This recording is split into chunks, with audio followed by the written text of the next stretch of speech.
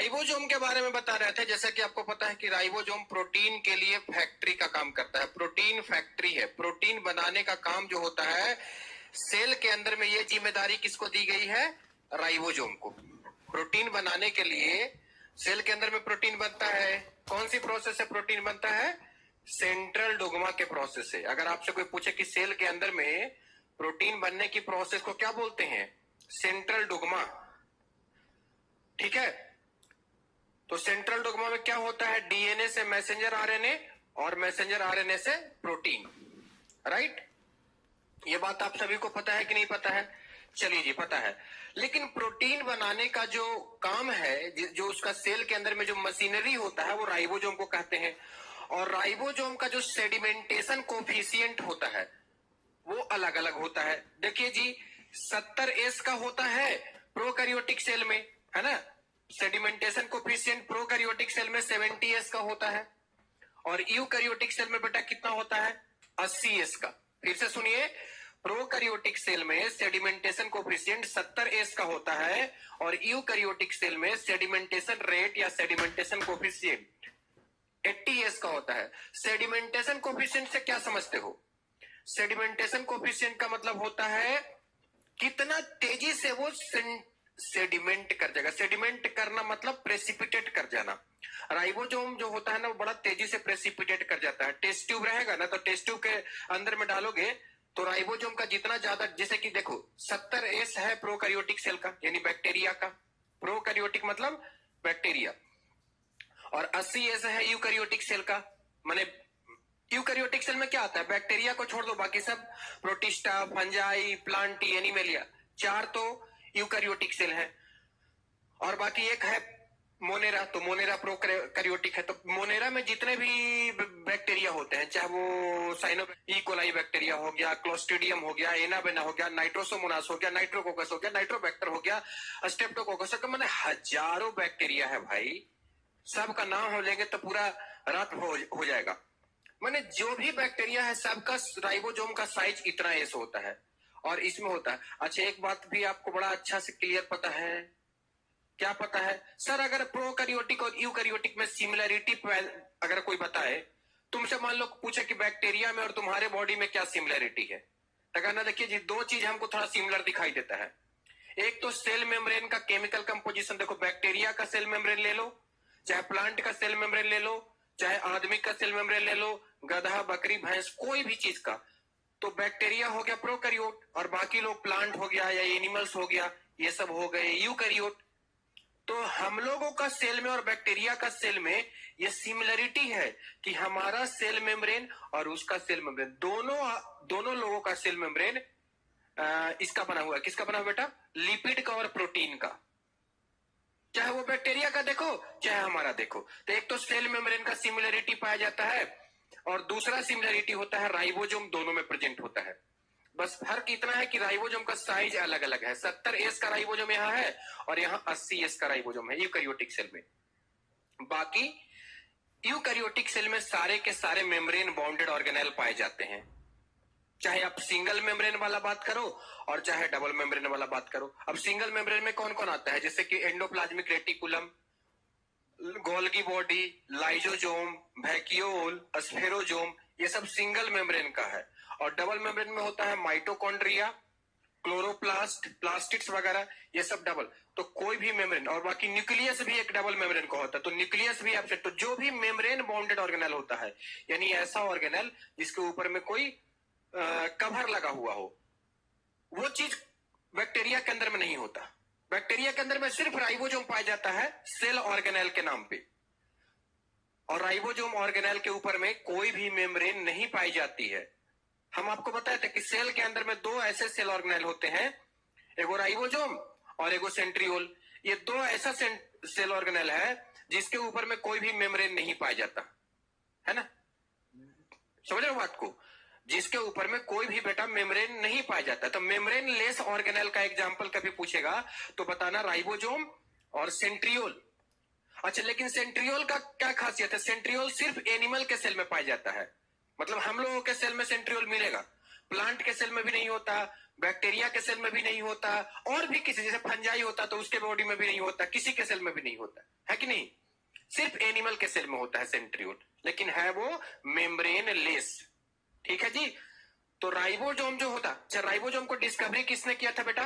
पलैडी ने, याद है ना, PALADE, तो इसको प्लैडी पार्टिकल भी बोलते हैं। राइबोसोम का डिस्कवरी प्लैडी ने किया था।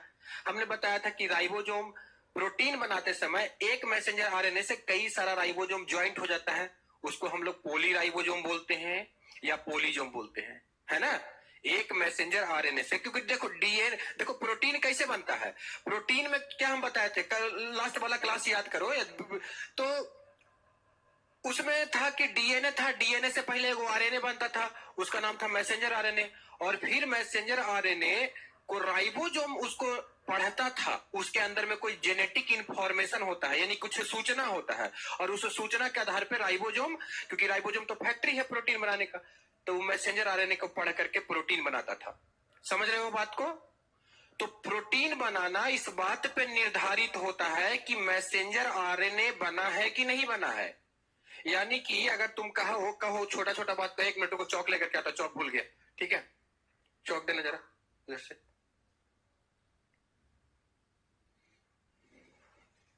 एक मिनट बेटा, एक मिनट आ गया, ठीक है। देखो हम बता रहे थे ना, जैसे कि डीएनए है ना, डीएनए है जी, इधर देखो, इधर लिखता हूं, है ना, डीएनए है ना बेटा, डीएनए से क्या बनता था? एमआरएनए, है ना जी, और एमआरएनए से क्या बनता है बेटा? प्रोटीन।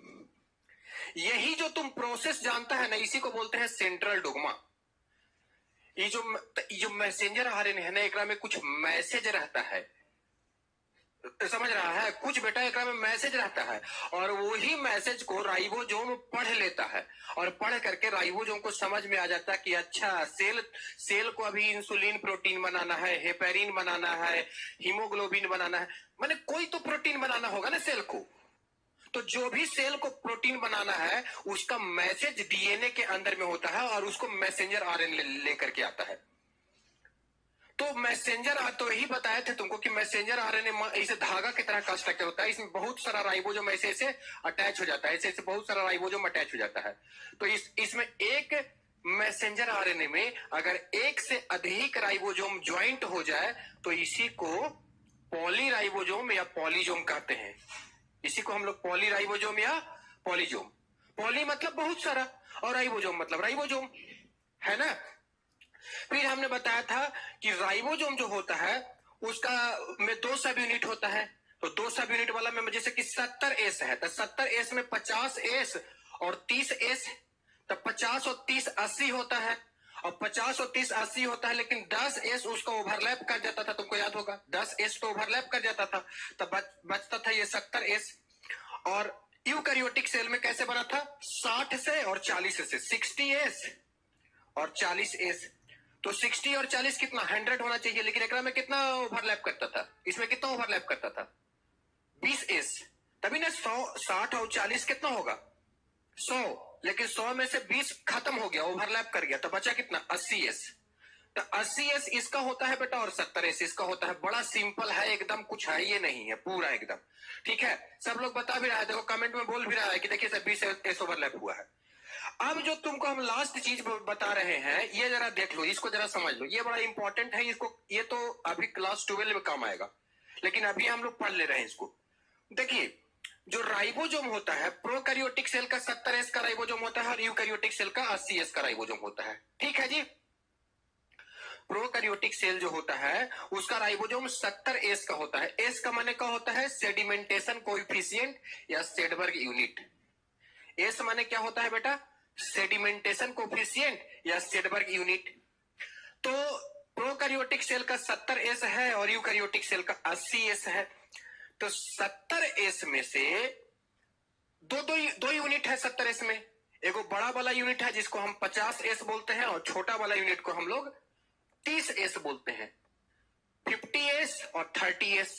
अब 50S में याद रखेंगे 50S 34 प्रकार के प्रोटीन और 2 प्रकार के राइबोसोमल आरएनए से बना होता है। यह बात जरूर ध्यान रखिएगा, दुनिया में कोई भी राइबोसोम जो है ना बेटा, वो राइबोसोमल आरएनए से बनता है। राइबोसोम का निर्माण कैसे होता है? राइबोसोमल आरएनए से। ठीक है, 3 प्रकार के आरएनए होते हैं प्रोटीन के निर्माण में। देखो, एक तो मैसेंजर आरएनए में पढ़ा रहा हूं और 2 और आरएनए होता है। एक को बोलते हैं राइबोसोमल आरएनए और एक को बोलते हैं ट्रांसफर आरएनए, टीआरएनए। बात समझ में आ रहा है? एक को हम लोग बोलते हैं राइबोसोमल आरएनए और दूसरा को हम लोग बोलते हैं बच्चा लोग टीआरएनए, ट्रांसफर आरएनए। समझ रहे हो कि नहीं? बात समझ रहे हो? तो 50S यानी जो बड़ा सब यूनिट होता है प्रोकैरियोटिक सेल का, उसमें 34 प्रकार के प्रोटीन और 2 प्रकार के राइबोसोमल आरएनए पाए जाते हैं। फिर से सुनिए, 50S यानी कि जो लार्जर सब यूनिट, कैसे क्वेश्चन बनेगा? Larger subunit of prokaryotic cell. Prokaryotic क्यों बोल रहे हैं? क्योंकि 70S वाला है, तो 70S सिर्फ प्रोकैरियोटिक सेल में होता है, ये यूकैरियोटिक सेल में नहीं होता है। तो 70 कैसे बना है? 50 और 30 से। 50, 30, 80 होगा, लेकिन हमको पता है कि 10S ओवरलैप कर गया है, तो हम इसको हम लोग 70S ही बताते हैं इसको। और कोई दिक्कत हो तो पूछा करो जी, कमेंट एकदम पूरा खुला हुआ है, एकदम ओपन है कमेंट में। पूछेगा नहीं तो हमको कुछ समझ में नहीं आएगा भाई, बाउंस कर जाएगा तुम्हारा, एकदम थोड़ा सा सीरियस हो जाए एकदम अच्छा से। 50S में बेटा 34 प्रकार के प्रोटीन होते हैं और 2 प्रकार के राइबोसोमल आरएनए होते हैं। पूरा अच्छा से सुनिए, 50S जो सब यूनिट होता है, यानी कि बड़ा वाला जो सब यूनिट होता है प्रोकैरियोटिक का बच्चे लोग, उसमें 34 प्रकार के प्रोटीन और 2 गो क्या होता है? Ribosomal RNA. 2 गो राइबोसोमल आरएनए। कौन कौन राइबोसोमल आरएनए? 23S और 5S। याद रखना पड़ेगा। आपसे पूछेगा कि 50S ribosomal RNA is made by, 50S ribosome is made by, तो बोलना है कि कौन सा राइबोसोमल आरएनए? तो बोलना कि या तो 23S होगा ऑप्शन में, या तो 5S होगा। मतलब ये दोनों से मिलकर के बना हुआ होता है, दोनों होते हैं। और अगर दोनों है तो बोथ ए एंड बी एकदम आंसर पूरा करेक्ट है। इसके अलावा तीसरा कोई नहीं होगा।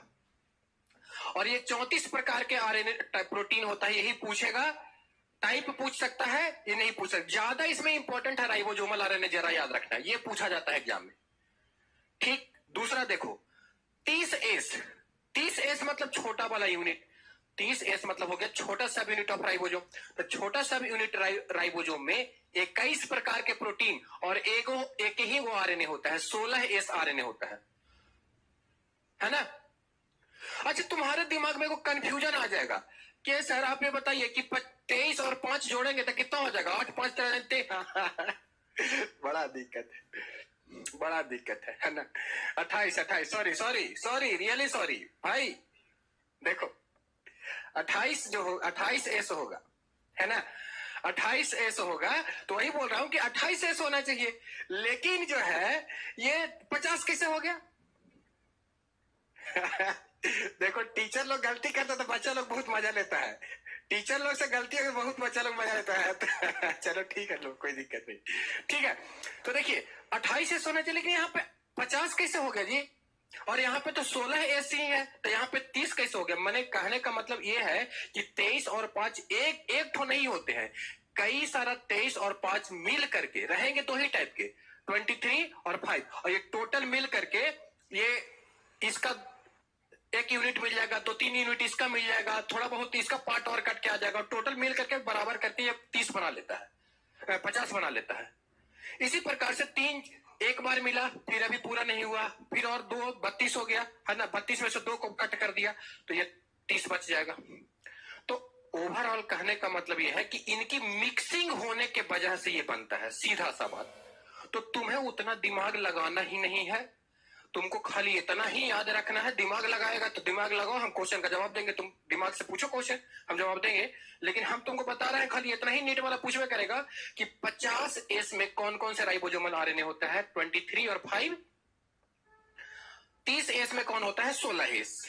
ठीक है, और इसमें 34 प्रकार के प्रोटीन और इसमें 21 प्रकार के प्रोटीन होते हैं। स्मॉलर सब unity of prokaryote is made by 21 type of protein and larger subunit is made by 34 type of protein. That's it, खत्म। अब आगे चलते हैं यूकैरियोटिक सेल में। आगे चलेंगे यूकैरियोटिक सेल में। यूकैरियोटिक सेल देखो, यूकैरियोटिक सेल में क्या होता है? तो यूकैरियोटिक सेल में देखिए, यूकैरियोटिक सेल में क्या होता है कि 60S है और 40 एस है। 2 सब यूनिट है, एक बड़ा वाला 60 एस का है और छोटा वाला 40 एस का है। तो 60 एस में बेटा 40 प्रकार के प्रोटीन, देखो यहाँ 34 प्रकार के हैं और यहाँ 40 प्रकार के हैं। 40 टाइप के प्रोटीन पाए जाते हैं। और राइबोसोमल आरएनए 3 प्रकार के होते हैं, एक 28 एस, एक 5 और ये 5.8 है, 5.8, 5.8। जरा याद रखोगे ना तो अच्छा रहेगा। देखो इसका लार्जर यूनिट और इसका लार्जर यूनिट, ये 2 यूनिट से बना हुआ है, ये 3 यूनिट से बना हुआ है राइबोसोमल आरएनए के। और नीचे वाला दोनों का एक एक यूनिट है, यहाँ 18 है और यहाँ 16 है। ये कितना बढ़िया से तुम याद कर लेता है, यही तुम्हारा बुद्धिमानी चेक होगा। नहीं समझा? 3-4 बार याद करिए ना जी, साथ साथ याद हो जाएगा। नहीं देखिए, बड़ा वाला सब यूनिट की जहां तक बात है तो बड़ा वाला सब यूनिट यहाँ पे प्रोकैरियोटिक सेल में 23 और 5, प्रोकैरियोटिक सेल के बाद फिर यूकैरियोटिक सेल का बड़ा वाला यूनिट 28, 5 और 5.8, यानी 5 इसमें भी है और 5 इसमें भी है। तो कॉमन क्या है? क्वेश्चन कैसे बनेगा बताओ? प्रोकैरियोटिक सेल और यूकैरियोटिक सेल के लार्जर सब यूनिट को बनाने में कौन सा राइबोसोमल आरएनए दोनों में पाया जाता है? तो 5S यहां पे भी है और 5S यहां पे है।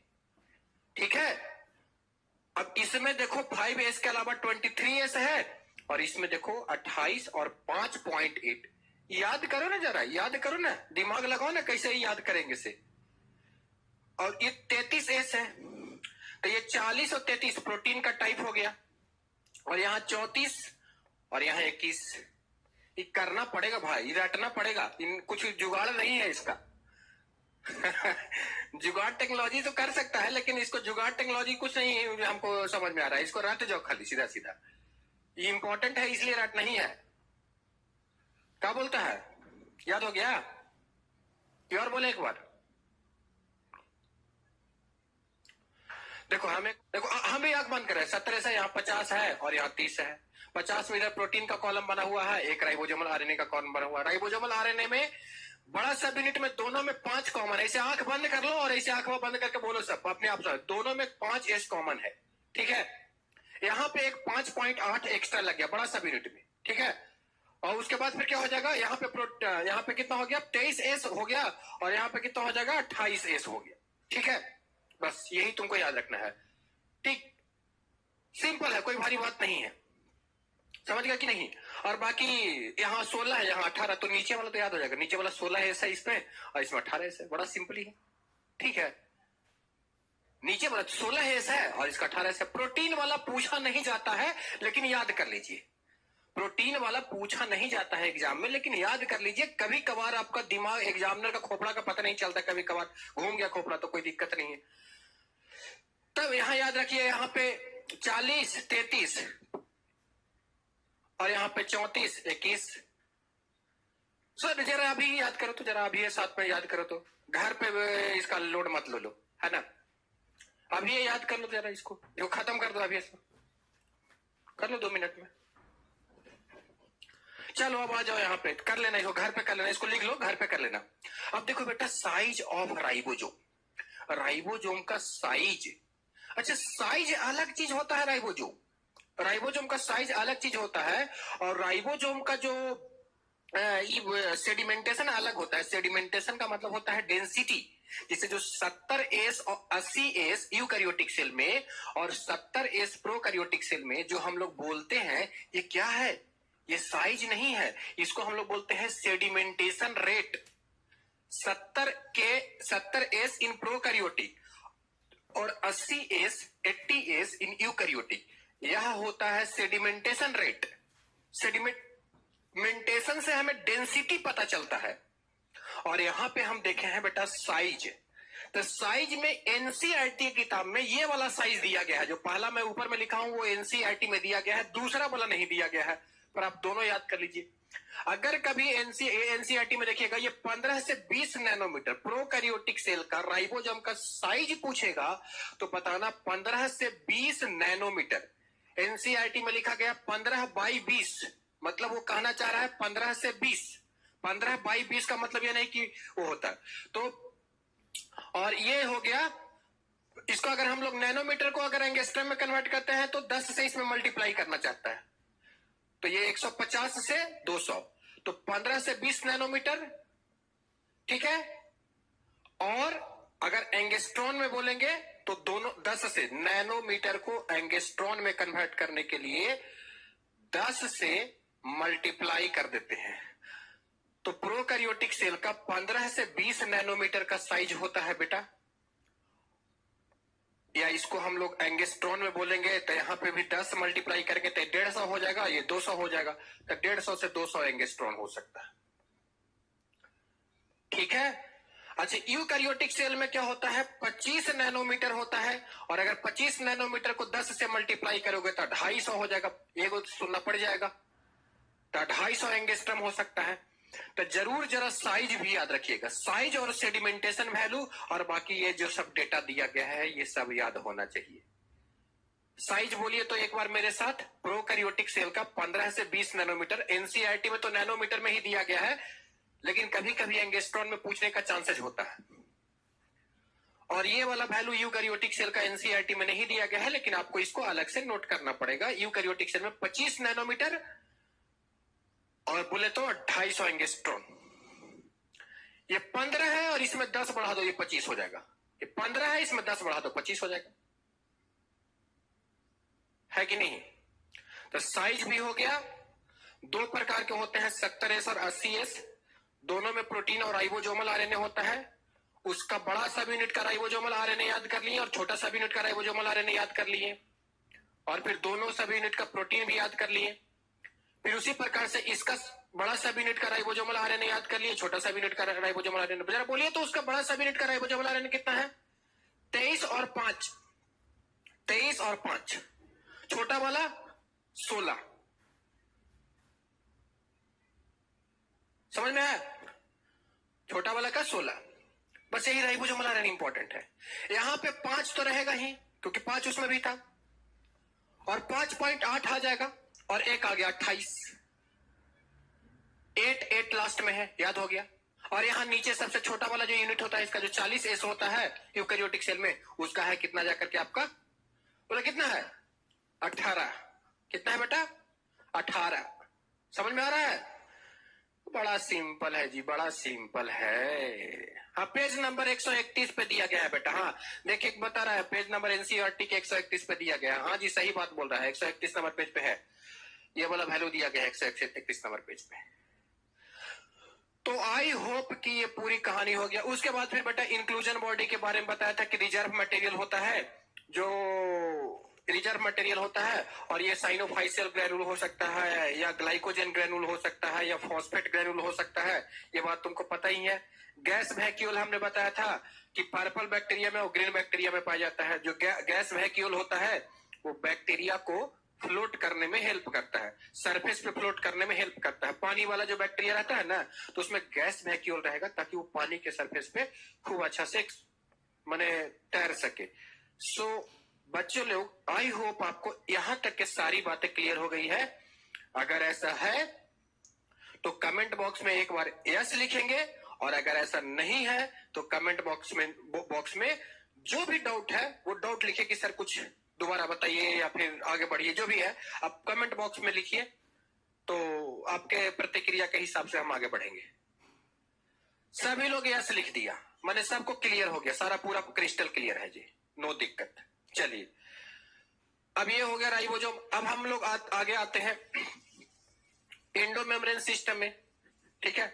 जरा कुछ क्वेश्चन पूछू क्या पीछे से, कुछ क्वेश्चन पूछू जी, कुछ क्वेश्चन पूछू, 2-4 क्वेश्चन पूछू बीच में। देखो एक चीज होना चाहिए, देखो पढ़ाई में क्या होता है, इंप्रूवमेंट के लिए बेटर सबसे अच्छा क्या होता है, जो भी कुछ मैं पीछे पढ़ाया हूं ना, वहां से थोड़ा 2-2, 4-4 क्वेश्चन, एक बुक रीड कर दीजिए सर, बुक रीड कर दीजिए। हाँ बुक रीड कर देता हूँ, एनसीईआरटी रीड कर देता हूँ, एनसीईआरटी कने गया, हाँ एनसीईआरटी एने रहा।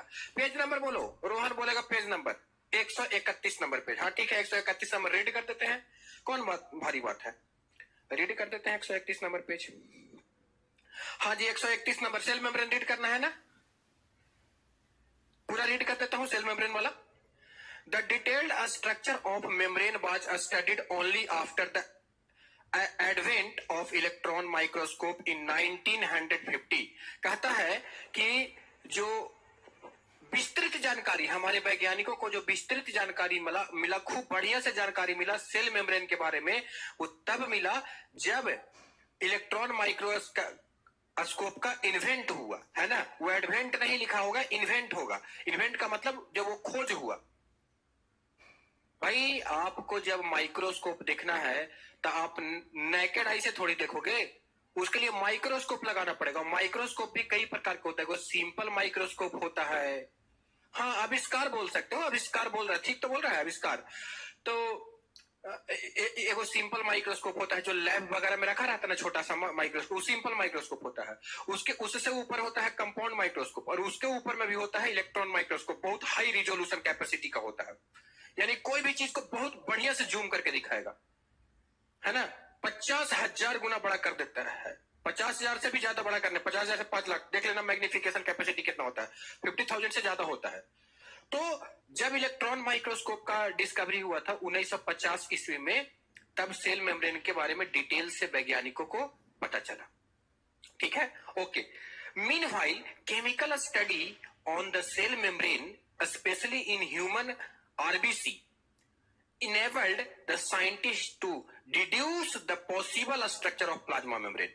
तो कहता है कि जब इलेक्ट्रॉन माइक्रोस्कोप का डिस्कवरी हुआ तो हमारे साइंटिस्ट लोग सेल मेम्ब्रेन का केमिकल स्टडी करने में सक्षम हो पाए। माने सेल मेम्ब्रेन के अंदर में जो जो केमिकल प्रेजेंट होता है उसका केमिकल स्टडी करना, माने कौन कौन सा केमिकल प्रेजेंट है, तो वो इलेक्ट्रॉन माइक्रोस्कोप के डिस्कवरी से ही पता चला। और स्पेशली हमारा एनसीईआरटी कहता है कि ह्यूमन का जो आरबीसी माने रेड ब्लड से, तो आरबीसी पे स्टडी हुआ है और आरबीसी का डेटा नीचे दिया गया है बेटा। वो डेटा हम आपको बताते हैं, मैं पहले भी बता चुका हूं। 40% प्रोटीन, 40% लिपिड और 52% प्रोटीन, वो एनसीईआरटी में दिया गया, और 2% कार्बोहाइड्रेट वो एनसीईआरटी में नहीं दिया गया, मैं पहले बताया था आपको, याद होगा तो, है कि नहीं, गलत बोल रहे हैं। चलिए आगे चलते हैं, अगला पैराग्राफ आइए। These studies showed that the cell membrane is mainly composed of lipid and protein। हमारे वैज्ञानिकों के द्वारा जो स्टडी किया गया उससे यह बात पता चला कि सेल मेम्ब्रेन प्रोटीन और लिपिड का बना हुआ है। किसका बना हुआ है बेटा? प्रोटीन और लिपिड का बना हुआ है। हमने नहीं बोला, हमारे वैज्ञानिक लोग बोले कि जानते हो भाई, हम माइक्रोस्कोप जो खोज हुआ ना 1950 ईस्वी में, वो माइक्रोस्कोप से देखे तक उकरा में खाली लिपिड और प्रोटीन भरल था और कुछ नहीं था, ठीक है। अब बोला कि अच्छा ये बताओ कि उसमें ज्यादा क्या है, प्रोटीन है कि लिपिड है? तो कहा कि द मेजर लिपिड और फॉस्फोलिपिड, मतलब कि प्रोटीन तो ज्यादा होता है लेकिन लिपिड और लिपिड भी तो कम नहीं होता भाई। लिपिड भी 40% है तो कम थोड़ी है, ये भी तो खूब है भरा, माने 40% लिपिड है और 52% तो बहुत कम भी तो लिपिड को नहीं कह सकते। तो कह सकते कि मेजर कंपोनेंट इसका 2 होता है, प्रोटीन और लिपिड। इसके अलावा कार्बोहाइड्रेट भी तो होता है ना थोड़ा बहुत, और थोड़ा बहुत आयरन वगैरह भी होता है। और लिपिड में भी अलग अलग प्रकार के लिपिड होते हैं, आपको पता है। तो आपसे पूछा जाएगा कि सेल मेम्ब्रेन के अंदर में सबसे अत्यधिक मात्रा में कौन सा लिपिड होता है? आंख बंद करना और बोल देना फॉस्फोलिपिड। फिर से बोलो तो, आंख बंद करो, बोल दो फॉस्फोलिपिड। फॉस्फोरस जिसमें पाया जाता है, ऐसा लिपिड जिसमें फॉस्फेट